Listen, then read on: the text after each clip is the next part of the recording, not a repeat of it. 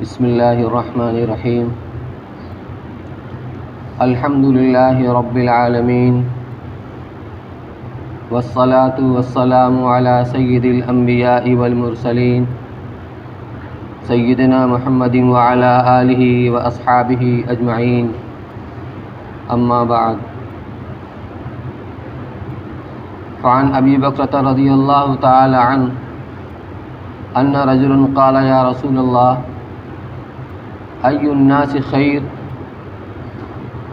قال من طال عمره وحسن عمله فقال ای الناس شر قال من طال عمره وساء عمله وعن عمرو بن میمون رضی اللہ تعالی عنہ قال قال رسول اللہ صلی اللہ علیہ وسلم لرجل وهو يعظه اغتنم خمسا قبل خمس شبابك قبل حرمك وصحتك قبل سقمك وغناك قبل فقرك وفراغك قبل شغلك وحياتك قبل موتك او كما قال رسول اللہ صلی اللہ علیہ وسلم۔ محترم بھائیوں اور بزرگوں، میں نے دو روایتیں آپ کے سامنے تلاوت کی ہیں۔ پہلی روایت جس کے راوی حضرت ابو بکرہ رضی اللہ تعالی عنہ ہیں، فرماتے ہیں کہ ایک شخص نے حضرت صلی اللہ علیہ وسلم سے یہ سوال کیا کہ یا رسول اللہ، کون انسان اور کون شخص سب سے زیادہ بہتر اور اچھا ہے؟ آپ نے فرمایا کہ من طال عمرہ وحسن عملہ، جس کی عمر لمبی ہو، جس نے طویل عمر پائی ہو اور اس کا عمل اچھا ہو۔ اس نے پھر سوال کیا تو سب سے زیادہ برا انسان کون ہے؟ آپ نے ارشاد فرمایا من طال عمرہ وساء عملہ، جس کی عمر تو طویل ہو، عمر زندگی اس نے لمبی پائی ہو لیکن اس کا عمل خراب رہا ہو، یہ برا انسان۔ اس میں اللہ کے رسول صلی اللہ علیہ وسلم نے زندگی کے شب و روز اس کے لمحات کی قیمت کو بتایا ہے کہ اللہ نے جو ہمیں عمر عطا فرمائی ہے یہ بہت قیمتی ہے۔ اس عمر کے اندر انسان اچھا عمل کر کے اپنی آخرت کی تیاری کر سکتا ہے، بڑے اجر و درجات کو حاصل کر سکتا ہے، لیکن اگر غفلت میں اس کو گنوا دے تو خسارہ نقصان بھی اس کو اٹھانا پڑے گا۔ ایک بات اس سے اور سمجھ میں آتی ہے، اللہ نے اس دنیا میں آنے کا مقصد وہ آخرت کی تیاری کو بتایا ہے اور بنایا ہے کہ عمل کے ذریعے آخرت کی تیاری ہوتی ہے۔ اس لیے جس کی زندگی جتنی زیادہ طویل ہوگی، جس کو جتنا زیادہ زمانہ ملے گا، وہ انتہائی قیمتی ہوگا، بشرطے کہ اس کے اعمال بھی اچھے ہوں، اللہ کو راضی کرنے والے ہوں اور آخرت کی تیاری کرنے والے ہوں۔ لیکن یہی زندگی اگر غفلت کے اندر گزری، معصیت کے اندر گزری، اللہ کی نافرمانی میں گزری، یہ حسرت کا اور خسارے کا سبب بنے گی۔ تو اللہ نے ہر انسان کو دو طرح کی نعمتیں دی ہیں، ایک مال کی نعمت، ایک جان کی نعمت، اور دونوں ہی کے ذریعے سے انسان عمل کرتا ہے، صدقہ و خیرات کر کے، زکوٰۃ دے کر کے، اور جو بھی خیر کے مواقع ہیں ان میں مال خرچ کر کے، یہ بھی عمل ہوتا ہے۔ انسان اپنی جان کو استعمال کرتا ہے، اپنے وقت کو خرچ کرتا ہے، زبان کے ذریعے سے قرآن کی تلاوت، اللہ کا ذکر، امر بالمعروف نہی عن المنکر، بھولے ہوئے کو راستہ بتا دینا، کسی کو اچھا مشورہ دے دینا۔ تو زبان کے ذریعے انسان جو نیک عمل کرتا ہے یہ بھی عمل ہے، ہاتھ کے ذریعے بھی عمل ہوتا ہے، پاؤں کے سے چل کر بھی عمل ہوتا ہے، کسی کام میں چلے پھرے، کسی کا کام بنا دیا، تو انسان اپنے اس جسم کے مختلف اعضاء سے، جان سے اور مال سے عمل کرتا ہے. اگر وہ عمل اللہ کو راضی کرنے والا ہوتا ہے تو اس کی آخرت تیار ہو رہی ہوتی ہے. دوسری روایت جو میں نے آپ کے سامنے پڑھی ہے، اس میں ان حقیقتوں کی طرف اللہ کے رسول صلی اللہ علیہ وسلم متوجہ فرمایا ہے. یہ اللہ کی کتنی بڑی نعمت ہے جو انسان کو ملی ہوتی ہے. فرمایا اغتنم خمس خمسین. حضرت عمرو بن میمون رضی اللہ تعالیٰ عنہ فرماتے ہیں کہ حضرت صلی اللہ علیہ وسلم نے ایک شخص کو نصیحت فرماتے ہوئے فرمایا کہ دیکھو، اغتنم خمسا قبل خمسن، 5 چیزوں سے پہلے یا 5 حالتوں کے آنے سے پہلے غنیمت جانو. اغتنم یہ غنم سے بنا ہے، غنیمت سے بنا ہے. اور غنیمت کہتے ہیں نفع اٹھانا، فائدہ حاصل کرنا، اور مال مفت وہ غنیمت کہا جاتا ہے. اسی لیے جو مال بغیر آدمی کے محنت کے حاصل ہو جاتا ہے اس کو کہتے ہیں یہ غنیمت. تو یہاں اغتنم کا مطلب یہ ہے کہ انسان کے اوپر ہمیشہ ایک سا حال نہیں رہتا. انسان ہمیشہ صحت مند ہو ایسا نہیں ہوتا. زندگی میں تندرستی کے زمانے بھی آتے ہیں، بیماری کے اوقات بھی آتے ہیں. کبھی آدمی بہت مجبور بھی ہو جاتا ہے، معذور بھی ہو جاتا ہے. تو حالات دونوں طرح کے آتے رہتے ہیں. فَإِنَّ مَعَ الْعُسْرِ يُسْرًا إِنَّ مَعَ الْعُسْرِ يُسْرًا، کہ تنگی کے ساتھ آسانی بھی ہے. گویا انسان کی جو چیزیں مرغوب ہوتی ہیں، جو اس کو مطلوب ہوتی ہیں، وہ حالات بھی انسان کے اوپر آتے ہیں. اور جو چیزیں انسان کو نامرغوب ہوتی ہیں، جو ناگواریاں ہوتی ہیں، وہ حالات بھی انسان کے اوپر آتے ہیں. یہ اللہ کے فیصلے سے آتی ہیں. تو صحت بھی ہے، بیماری بھی ہے، غنا اور مالداری بھی ہے، تنگ دستی فقر و فاقہ بھی ہے، کبھی فارغ البالی بھی ہے، اور کبھی مشغولیت بھی ہے، اور اسی طریقے سے جوانی کا زمانہ آتا ہے. لیکن دھیرے دھیرے یہ جوانی بڑھاپے کی طرف جاتی ہے اور بڑھاپا اپنا ہاتھ پاؤں پھیلانے لگتا ہے. بڑھاپا جب آ جائے گا تو پھر جوانی لوٹ کر نہیں آئے گی. اور سب کا حاصل خلاصہ یہ ہے، زندگی ہے تو آدمی کچھ کر سکتا ہے، ورنہ اگر زندگی نہ رہی تو مرنے کے بعد آدمی کیا کرے گا. عمل کا مطالبہ تو موت سے پہلے ہے. اس لیے آپ نے فرمایا اغتنم خمسا قبل خمسن، 5 حالتوں سے پہلے غنیمت جانو، یعنی ان حالتوں سے فائدہ اٹھا لو.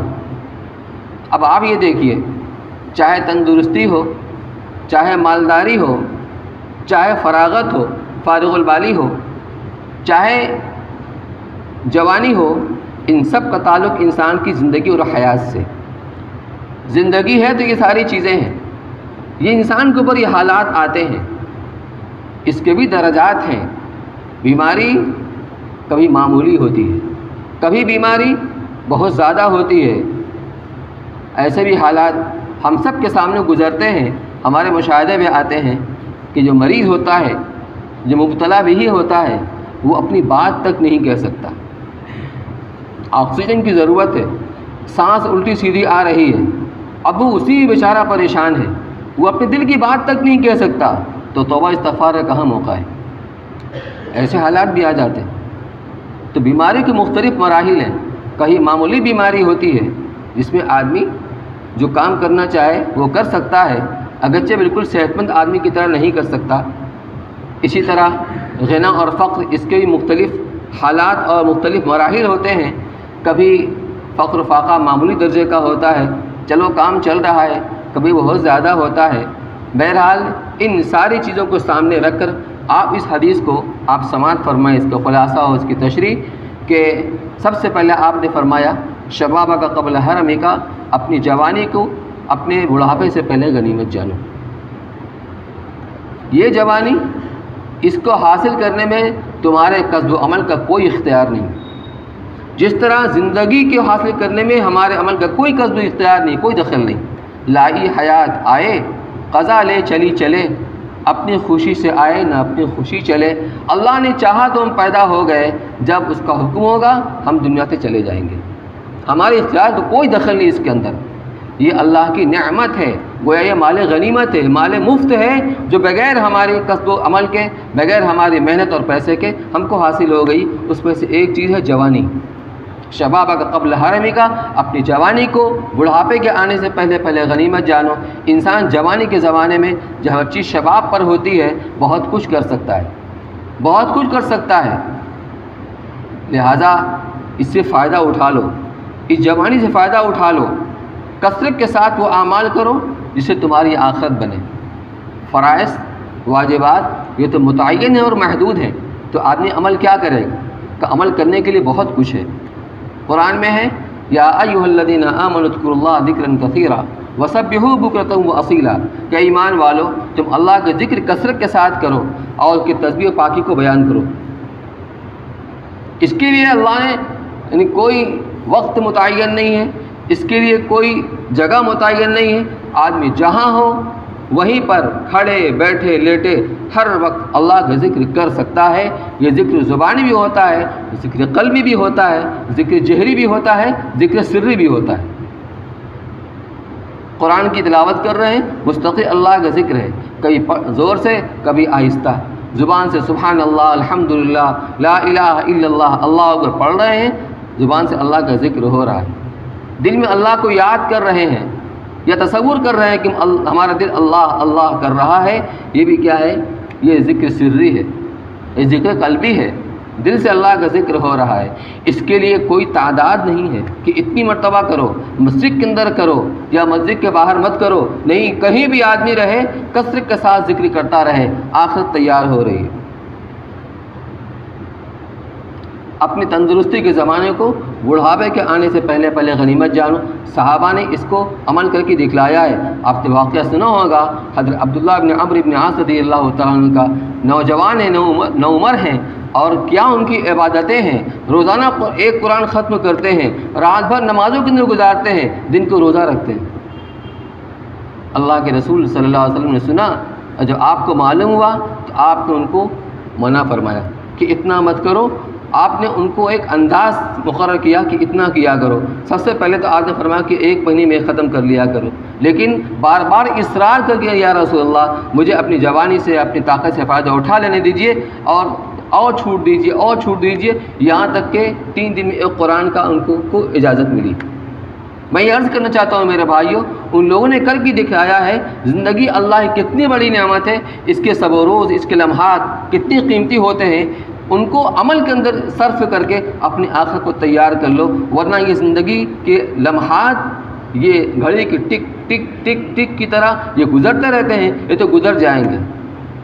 برف پگھلتی رہتی ہے، اس کو پگھلنے سے کوئی روک نہیں سکتا ہے، لیکن بیچنے والا جب آواز لگا کر محنت کر کے جتنا جلد سے جلد اس کو بیچ لے گا اتنا نفع اس کو حاصل ہو جائے گا۔ تو زندگی کے اوقات یہ پگھل رہے ہیں اور گھڑی کی ٹک ٹک کی طرح گزر رہے ہیں، جتنا آدمی کر سکے کر لے۔ فرمایا اپنی جوانی کو اپنے بڑھاپے کے آنے سے پہلے غنیمت جانو۔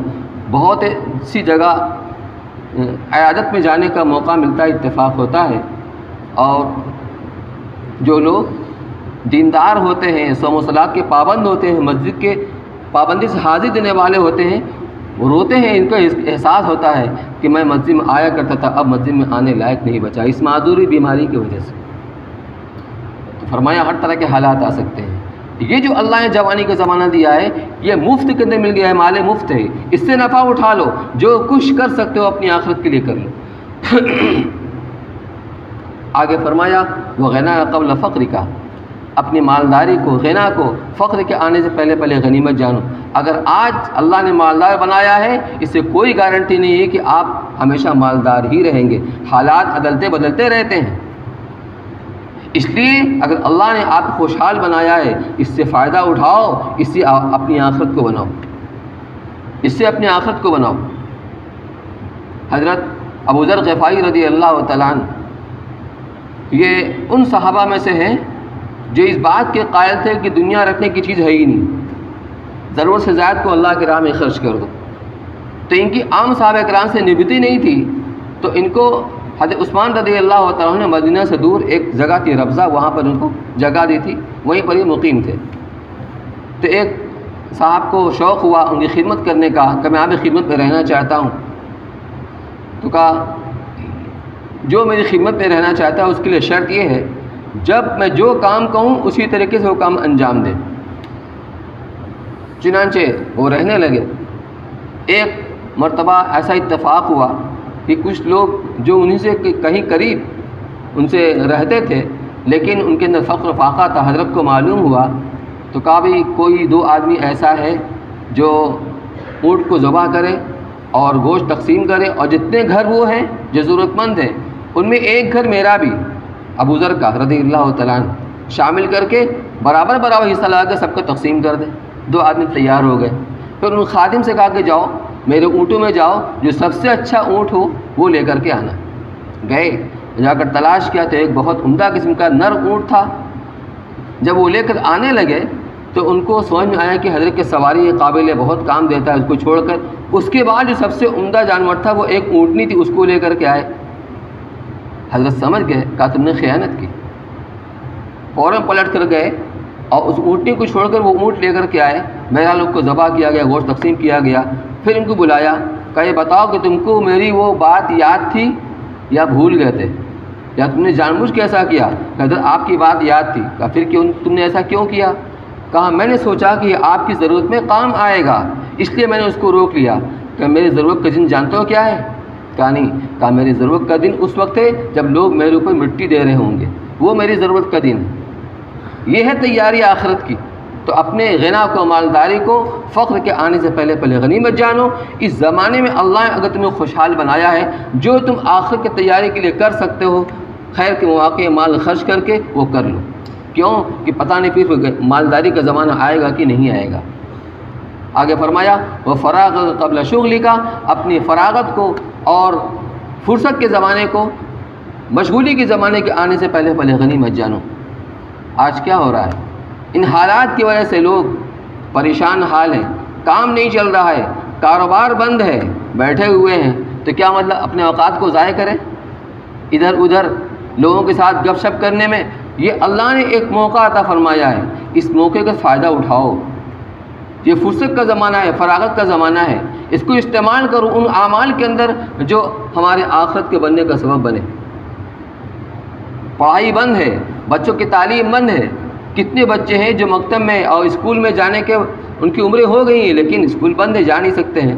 یہ بھی ایک کام ہے، گھر میں ان کو لے کر بیٹھ جائیے، ان کو بیٹھ کے پڑھائیے، کچھ سکھائیے، سمجھائیے، یہ کام ہے کرنے کے۔ اللہ کا ذکر ہے، کسی کو اچھی بات بتا دیا، کسی کو برے کام سے روک دیا، کسی کو فہمائش کر دی، کسی کے کام میں ہاتھ بٹا دیا۔ آدمی تلاش کرنے کے بہت سارے کام ہیں، تو فرصت کا جو زمانہ ہے اس کو بجائے ادھر ادھر ضائع کرنے میں اور فضول کام میں لگانے میں، اس کو وہ کام جو آخرت میں کام آنے والے ہیں اس کے اندر لگاؤ۔ جب آدمی کرنے کے کام میں اپنے آپ کو لگائے گا تو جو نہ کرنے کا کام ہے خود بخود اس سے حفاظت ہو جائے گی۔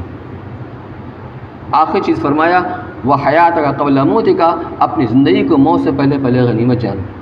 یہ حالات زندگی میں آئیں گے، جوانی زندگی میں آئے گی، مالداری زندگی میں آئے گی، فراغت زندگی کے اندر آئے گی، لیکن زندگی نہ رہی تو پھر آدمی عمل کہاں کرے گا؟ تو اللہ نے جو ہمیں شب و روز جو لمحات دیے ہیں عمر کے، اس کی قدر کرو، جو کچھ کر سکتے ہو کر لو، پتہ نہیں کل زندگی ملے نہ ملے۔ آج تو حادثاتی موت ہو رہی ہمارے سامنے، کیسے حالات چل رہے ہیں، اور اس بات کی کیا گارنٹی ہے کہ جو آدمی جوان ہے وہ بوڑھا بھی ہوگا؟ موت تو بچپنے کے اندر بھی آتی ہے، اور ایسے اموات بھی ہوئی ہیں، نوجوان جوڑا ہے، دونوں کا انتقال ہو گیا، چھوٹے چھوٹے بچے یتیم ہیں۔ یہ تو ہو رہا ہے۔